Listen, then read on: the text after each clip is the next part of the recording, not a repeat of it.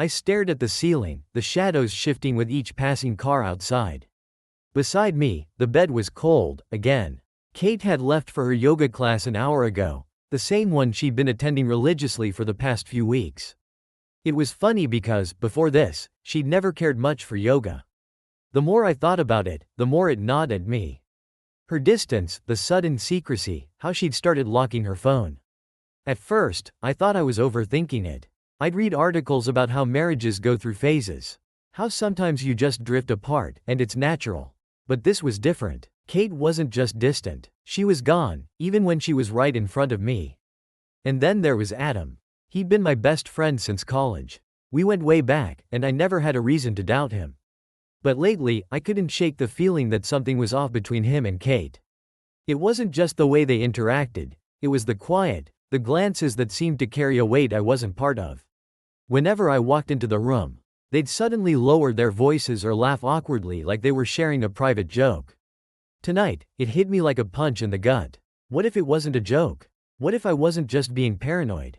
My mind raced with scenarios, none of them good. And the more I thought about it, the more certain I became that I needed proof.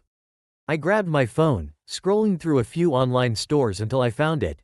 A small, discreet camera that could be easily hidden in any corner of the house. It felt wrong, like I was crossing some invisible line. But I had to know. If Kate and Adam were betraying me, I couldn't just sit back and let it happen.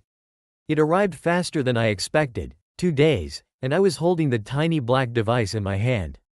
Kate was out again, this time for lunch with a friend, leaving me with the perfect opportunity.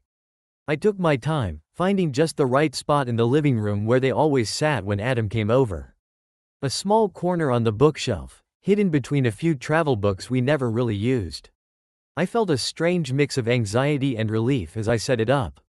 On one hand, this could confirm everything. If they were doing something behind my back, I'd finally know. But on the other hand, part of me hoped I was wrong.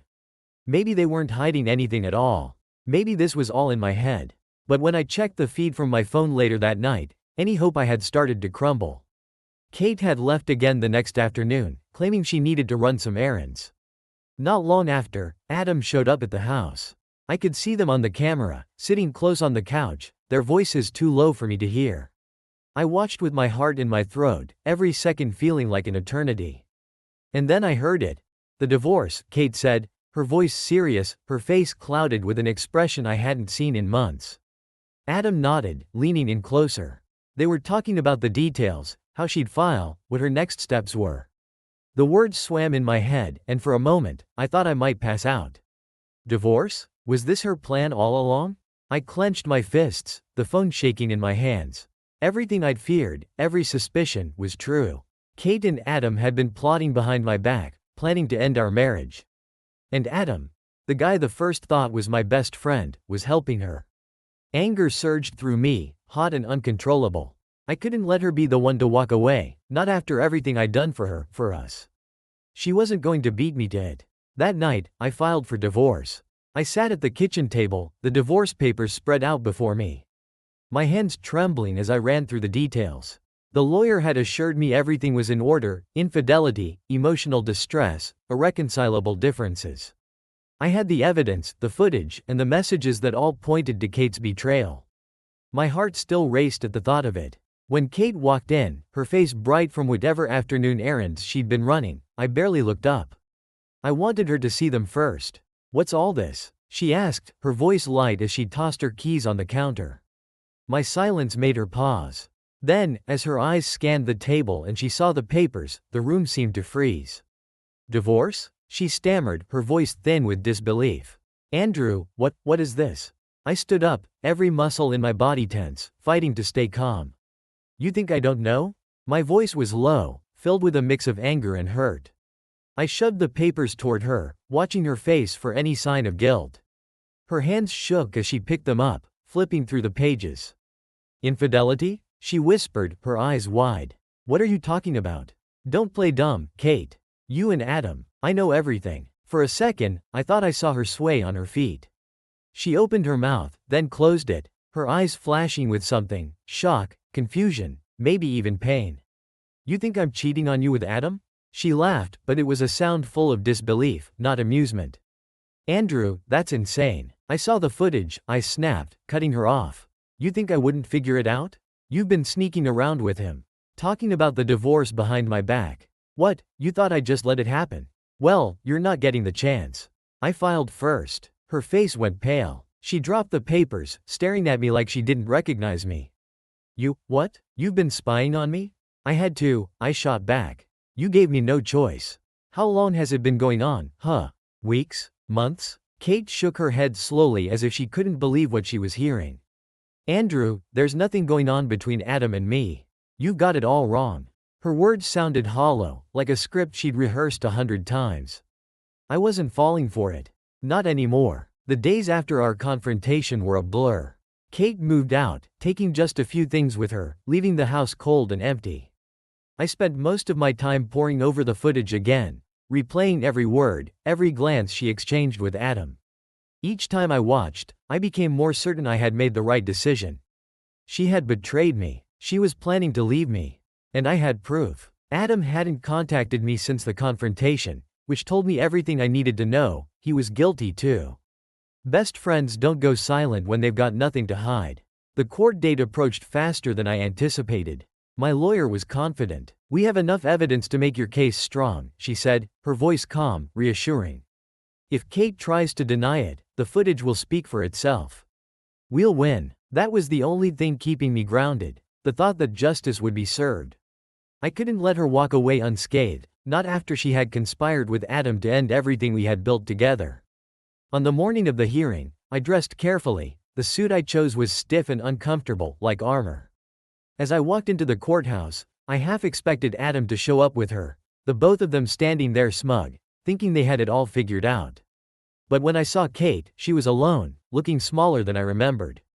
She didn't say a word as we took our seats. The judge called the session to order, and the room fell into an unnatural stillness. My lawyer stood confidently, explaining the grounds of my case: Kate's infidelity, her secret meetings with Adam, the divorce plans I had uncovered. It was all laid out so perfectly. The evidence I'd gathered, the time-stamped footage, the undeniable proof. I could feel Kate's eyes on me, but I refused to meet her gaze. She was guilty. I had everything I needed to prove it. But then her lawyer stood up. And what came next shattered everything I thought I knew.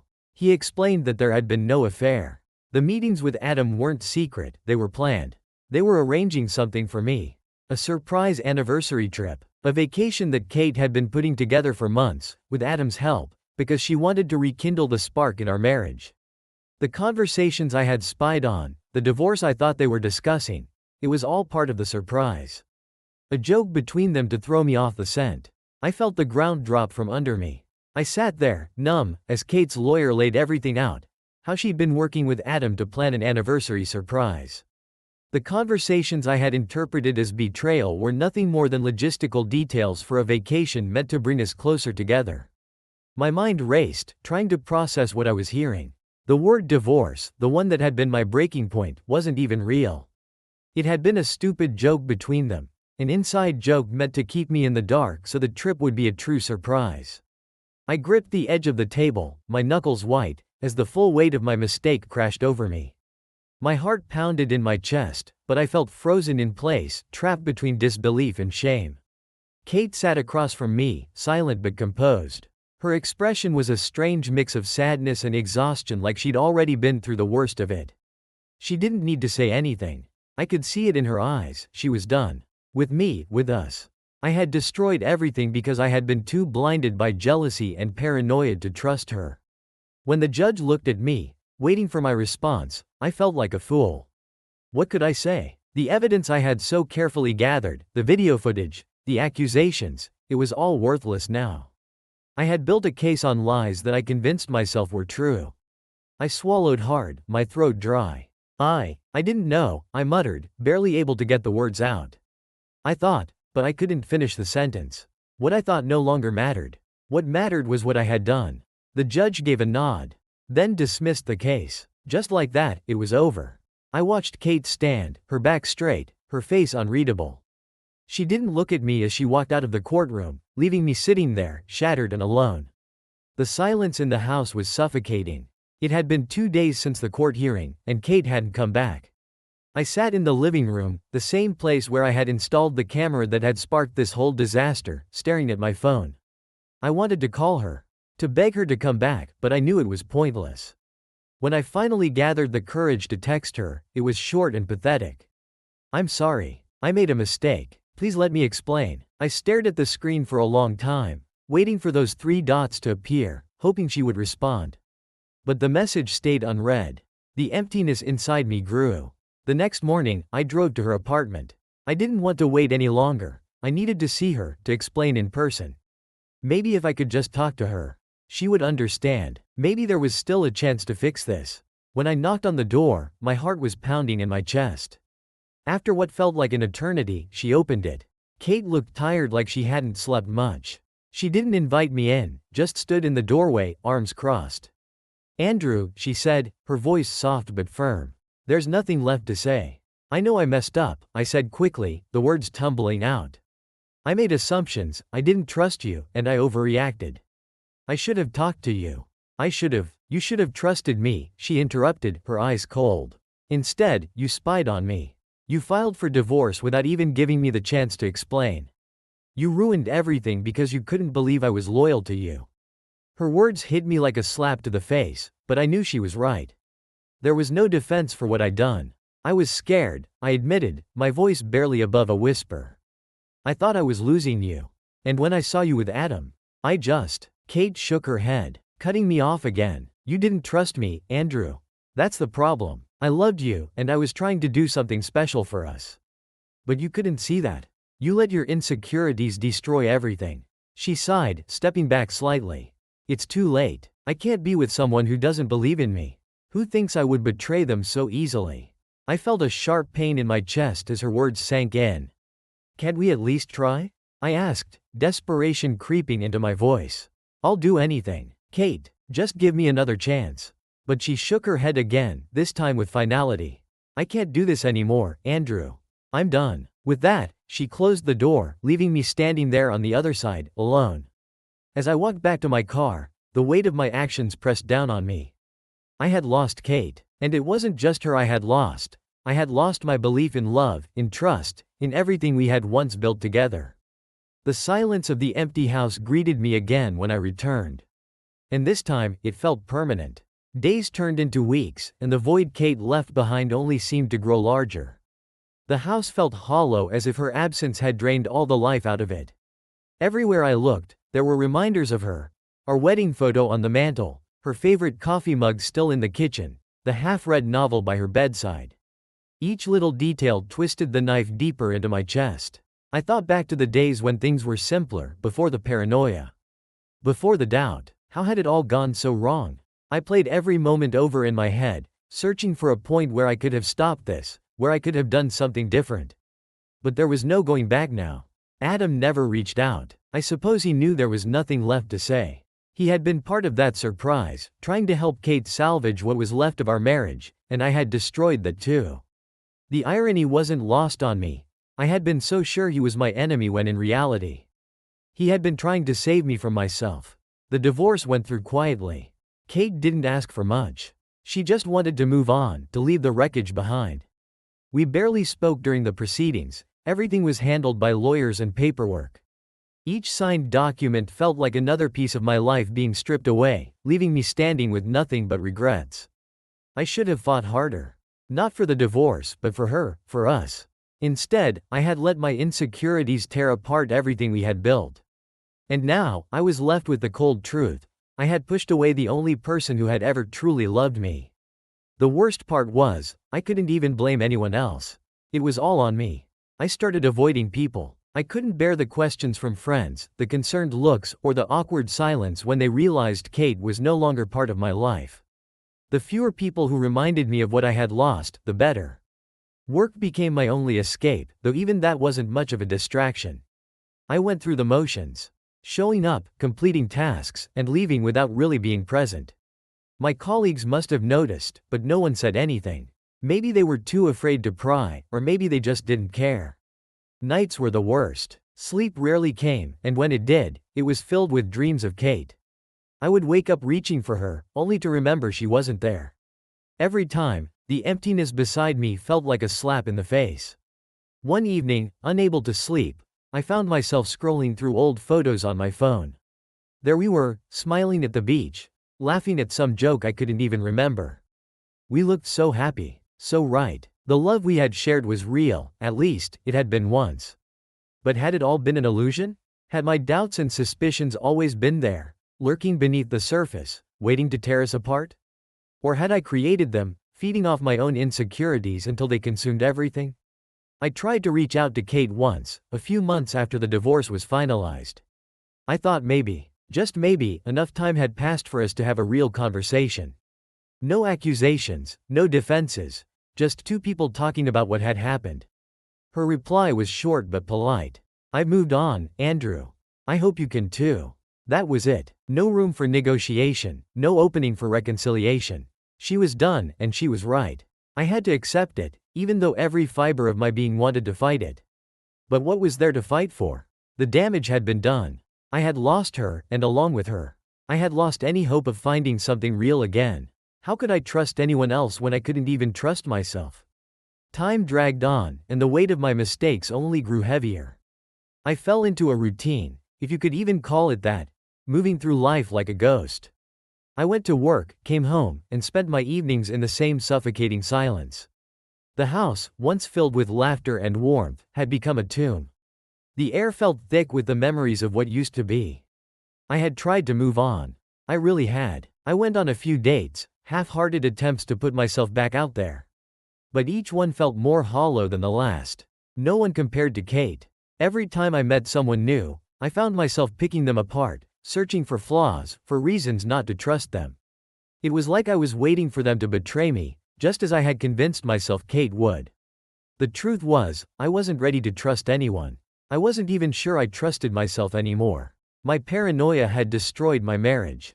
And now it was eating away at whatever was left of me. One night, I found myself back on social media, scrolling through old photos of Kate. Her profile was private now, locked down as if she had built a wall between her new life and the one we had shared.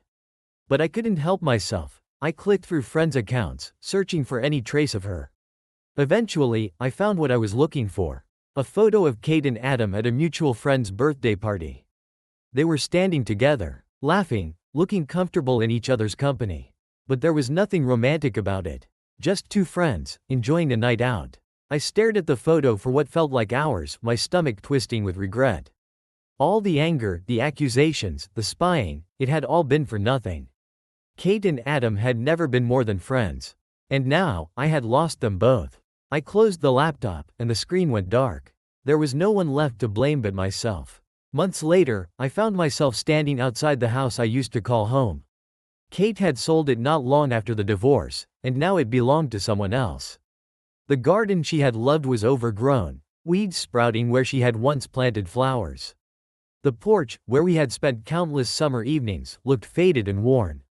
I hadn't planned on coming back here, but something had drawn me to the old place. Maybe I thought I could find some kind of closure, some way to put everything behind me. But as I stood there, staring at the house, I realized there was nothing left to salvage. The life Kate and I had shared was gone, and no amount of regret or reflection could bring it back. For the first time in a long while, I felt a strange sense of acceptance wash over me. I had made my choices. I had let my fears and insecurities drive me to destroy the one thing that mattered most to me. And now, I was left with the consequences. There was no going back. There was no fixing what I had broken. Kate had moved on, and I needed to as well. But it wouldn't be easy. The scars of what I had done would stay with me for a long time. Maybe forever. The trust I had lost in her, in others, and in myself. It had been shattered in a way that couldn't be easily repaired. As I walked away from the house, I realized something else. It wasn't just Kate I had lost. It was the part of me that believed in love, in trust, in something lasting and true. I wasn't sure if I'd ever get that back. Maybe I deserved to be alone. Maybe this was my punishment for letting fear and jealousy consume me. Or maybe, just maybe, I could learn from my mistakes and rebuild something new. But that would take time. A lot of time. For now, all I could do was keep walking. Away from the past, away from the house, and away from the man I used to be. In the months that followed, I began to slowly piece my life back together. The pain of losing Kate was still there, lingering beneath the surface, but it had dulled to a low ache. I wasn't sure if it would ever fully go away, but I had learned to live with it. It was part of me now, a constant reminder of the price I had paid for my mistakes. I threw myself into work, taking on extra projects and spending long hours at the office. It was a way to keep my mind occupied, to stop myself from drowning in the memories of what I had lost. But no matter how hard I worked, the emptiness remained. I had cut myself off from most of my friends after the divorce. It wasn't that they hadn't tried to reach out, they had. But I couldn't bear the thought of explaining what had happened, of admitting how badly I had messed up. It felt easier to isolate myself, to avoid the awkward conversations and the pitying looks. But one evening, after months of silence, my phone buzzed with a message from an old friend. It was Mike, someone who had known both Kate and me since college. He had heard about the divorce, of course, everyone had. But he didn't bring it up. Instead, he simply asked if I wanted to grab a drink. At first, I wasn't sure if I was ready. But something inside me told me it was time. Time to stop wallowing in my mistakes, to face the world again. So I agreed. When we met at the bar, Mike didn't ask any probing questions. He didn't make me explain myself or bring up Kate. We just talked about work, sports, old college memories. It was the first normal conversation I'd had in months, and for the first time, I felt a glimmer of hope that maybe, just maybe, I could find a way to move on. As the evening went on, I realized that reconnecting with old friends was part of the healing process I had been avoiding. I couldn't keep hiding from the world. Couldn't keep running from my past. I had to confront it, own my mistakes, and try to rebuild. When I left the bar that night, I felt lighter. The weight of my guilt wasn't gone, but it wasn't as crushing as before. I had taken the first step toward reclaiming my life, and though it was just a small step, it was something. As the days turned into weeks, I began reaching out to more people. Slowly, carefully, I reconnected with friends and family, explaining in bits and pieces what had happened. Some were understanding, others were distant, but the act of talking about it helped me start to make sense of everything. I had spent so long trapped in my own head, reliving the mistakes over and over, that I had forgotten how much better it felt to share that burden with others. But even as I rebuilt my social circle, I knew that the most important part of my recovery had to come from within. I couldn't rely on friends or work to fill the void Kate had left behind. I had to face myself, the man who had made those choices. The man who had let his insecurities destroy his marriage. One evening, I found myself sitting in front of the mirror, staring at my own reflection. The man looking back at me was older and more tired, but there was something else there now. A sense of resolve. I couldn't change the past. I couldn't bring Kate back, and I couldn't undo the damage I had caused. But I could choose what came next. I started therapy, something I had avoided for a long time. It wasn't easy, sitting in that room and talking about all the things I had done. All the ways I had let my fears control me. But with each session, I felt a little more in control of my own life. I began to understand why I had reacted the way I did, why I had let jealousy and paranoia take over. More importantly, I started to believe that I could change, that I didn't have to be defined by my worst mistakes. One day, after a particularly difficult session, I walked out of the therapist's office feeling something I hadn't felt in a long time: hope. It was fragile, barely there, but it was real. For the first time since the divorce, I allowed myself to imagine a future where I wasn't alone, where I wasn't consumed by regret. Kate will always be a part of my story. What we had shared was real, and losing her had taught me more about myself than I ever wanted to know. But that chapter was over. Now, it was time to write a new one. As I walked down the street, the cool evening air brushing against my skin, I felt the beginnings of something new. I didn't know what the future held, and I wasn't sure if I would ever find love again. But I was ready to try. Ready to open myself up to the possibility that life could be good again, that I could be happy. And for the first time in a long time, I believed it. Months passed, and little by little, I started to feel more like myself again. The heaviness that had once seemed insurmountable had lightened, though the scars of my past still lingered. Therapy had helped me work through much of my guilt, and I had begun to let go of the bitterness that had consumed me after the divorce. But more importantly, I had started to reconnect with the world, and with myself. I continued meeting up with Mike and some of our old friends. It wasn't like it had been before, things were different now. But different didn't mean bad. In fact, I found that I enjoyed these new relationships, free from the expectations and weight of the past. I didn't feel the need to explain myself or justify what had happened anymore. I had accepted that not everyone needed to understand. Through Mike, I met someone new, a woman named Rachel. At first, I was hesitant. The last thing I wanted was to jump into a new relationship, especially when I was still working through the wreckage of the last one. But Rachel wasn't like anyone I had met before. She had this lightness about her, a calm confidence that drew people in. She wasn't pushing for anything serious, and that made it easier for me to let my guard down, to see where things might go without pressure. We started out slow, just grabbing coffee or lunch occasionally. There was no rush, no expectations. She understood that I had been through a lot, and she didn't pry.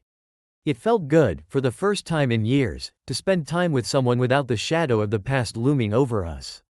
One evening, after another easygoing dinner together, Rachel asked me about Kate. I had been expecting the question eventually, but the way she brought it up was gentle, more curious than probing. "You don't have to talk about it if you don't want to," she said, reading the hesitation in my face. I'd like to understand a bit more about what you've been through." I took a deep breath and told her the truth. About the divorce. About the mistakes I had made. About the way I had let my jealousy destroy everything that mattered to me. She listened quietly, nodding here and there, never interrupting or judging. By the time I was finished, I felt lighter, as though sharing it with her had lifted some of the weight I had been carrying. "That must have been really hard," she said softly. "But it sounds like you've done a lot of work on yourself since then." "I've had to," I admitted. "I didn't have a choice. After everything that happened, I realized I couldn't keep living the way I was. I had to change, or I'd never move forward." Rachel smiled. "Well, I think that's something to be proud of." As time went on, things with Rachel became more serious, though we still kept it casual. There was no rush to define what we were, and that suited both of us just fine. I was still healing, and I didn't want to make the same mistakes I had made with Kate.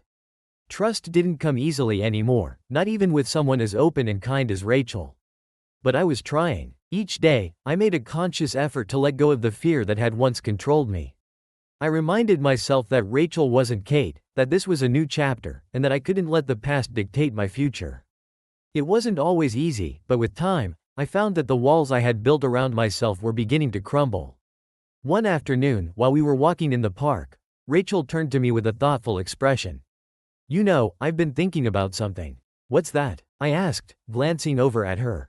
"I think you're ready to take the next step," she said simply. I stopped walking and looked at her, confused. "What do you mean?" She smiled. "I don't mean with me, at least, not necessarily.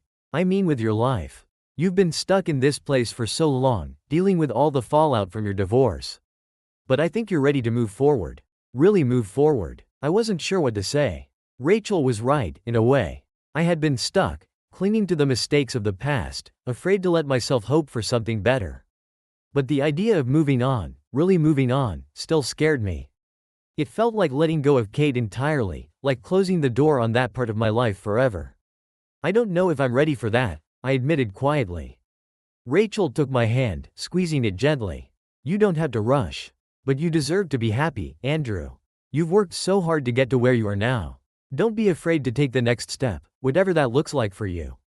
Her words stuck with me long after that conversation. For weeks, I mulled over what she had said, wondering what that next step could be. It wasn't about finding a new relationship or moving on from Kate. It was about rediscovering who I was and what I wanted for myself. I realized then that Rachel had given me more than just companionship. She had given me the push I needed to stop holding myself back and to believe that I was worthy of happiness again. One evening, as I sat on the porch of my new apartment, I finally felt a sense of peace. The darkness that had clouded my life for so long had begun to lift, and for the first time, I could see a future for myself. One that wasn't defined by my mistakes, but by the choices I would make moving forward. I didn't know what that future would look like, but I was ready to take the first step. A year had passed since I had first met Rachel. It was strange to think about how much had changed in that time. I had gone from being a man consumed by regret, weighed down by my past mistakes, to someone who was finally beginning to embrace the possibility of a new life. And for the first time in what felt like forever, I was genuinely happy. Rachel and I had grown closer, but we were still taking things slow, keeping it casual, and allowing the relationship to unfold naturally. I wasn't rushing to label it or force it into anything it wasn't meant to be. That had been one of my biggest mistakes with Kate, letting fear and insecurity dictate my actions. I wasn't going to make that mistake again. One evening, as Rachel and I sat together on my porch, watching the sunset paint the sky in shades of orange and pink, I found myself reflecting on the journey I had been through. The pain of losing Kate was still there, but it had softened with time, becoming more of a distant memory than an open wound. I had come to terms with what had happened, accepting that while I couldn't change the past, I could shape my future. Rachel looked over at me, her eyes thoughtful. "You seem quiet tonight," she said. "What's on your mind?" I smiled at her, taking a deep breath. "Just thinking about how far I've come. About everything that's happened." She nodded, understanding in her eyes. "It's been a long road, hasn't it?" "Yeah," I said softly. "But I think I'm finally ready to close that chapter. To let go of what happened with Kate and move forward." Rachel didn't say anything for a moment, but she reached over and took my hand, squeezing it gently. "I'm glad to hear that," she said. "You deserve to move on, Andrew. You've worked hard to get here." We sat in silence for a while, watching the last of the sun's light disappear behind the horizon. As the darkness settled around us, I felt a sense of peace that I hadn't felt in years. I had spent so long holding on to the guilt, the pain, and the regret, but now, I was ready to let it go. The next day, I decided to take one final step in closing the chapter on my past. I had been holding on to something, an old box of mementos from my marriage with Kate. Inside were photos, letters, and small trinkets from the life we had shared together. I hadn't been able to bring myself to look at it since the divorce, but now, it felt like the right time. I opened the box and sifted through its contents. Each item brought back memories, some good, some painful, but I didn't feel the same sharp sting that I once had. Instead, I felt a sense of closure. This was a part of my life, a part of who I had been, but it no longer defined me. I gathered the items and drove to the lake where Kate and I had once spent our summers. It had been one of our favorite places, a spot filled with good memories. As I stood by the water, I took a deep breath and gently let the mementos float away, watching as they disappeared into the distance. It wasn't about erasing the past or pretending it hadn't happened. It was about accepting it for what it was. A chapter in my life that had come to an end. And now, it was time to write a new one. As I drove home that evening, I felt lighter, like a weight had been lifted from my shoulders. I knew that the road ahead wouldn't always be easy, but I was ready to face it. For the first time in a long time, I felt free. And as I walked into my apartment, where Rachel was waiting for me with a warm smile, I realized that I wasn't alone. I had a future, and I was ready to embrace it, one step at a time. Months passed, and with each passing day, Rachel and I grew closer. We had an unspoken understanding that neither of us needed to rush anything. Her patience with me, her warmth, and her openness had been exactly what I needed. We spent lazy Sundays strolling through the local farmers market, cooking dinner together, and having late-night conversations about everything and nothing at all. It was refreshing, the simplicity of it. One Saturday morning, Rachel surprised me with an idea. "How about we take a trip? Just the two of us," she suggested as we sat on the couch, sipping our coffee. "A trip?" I asked, raising an eyebrow, intrigued. "Yeah," she said, excitement sparkling in her eyes. "It doesn't have to be anything extravagant. Just a weekend getaway. I think it'd be good for us." I hesitated for a moment. The thought of stepping further into this new chapter of my life was both exhilarating and a little nerve-wracking. But Rachel had a way of making everything seem easy, natural. "That sounds perfect," I said, feeling a genuine smile spread across my face. We decided to head to the mountains for a quiet, peaceful weekend. As we drove through winding roads, surrounded by towering trees and the crisp, clean air, I felt a calmness settle over me. Rachel sat beside me, humming along to the music playing softly in the car, her hand resting on mine. The cabin we rented was small but cozy, nestled at the edge of a serene lake. We spent our days hiking, sitting by the fire, and watching the stars light up the night sky. It was during one of those quiet moments, sitting on the porch of the cabin, that I realized something profound. I wasn't just moving on from my past, I was genuinely happy, and content in a way I hadn't been in years. On our last evening there, as we sat by the lake, Rachel leaned her head on my shoulder and sighed contentedly. "I could stay like this forever," she whispered. I looked down at her, my heart full, and for the first time since Kate, I realized I could picture a future with someone again. Not out of loneliness or to fill some void, but because I truly wanted it. As the sun set, casting its golden glow over the water, I knew I had come full circle. The ghosts of my past had finally been laid to rest, and I was ready, truly ready, for whatever came next.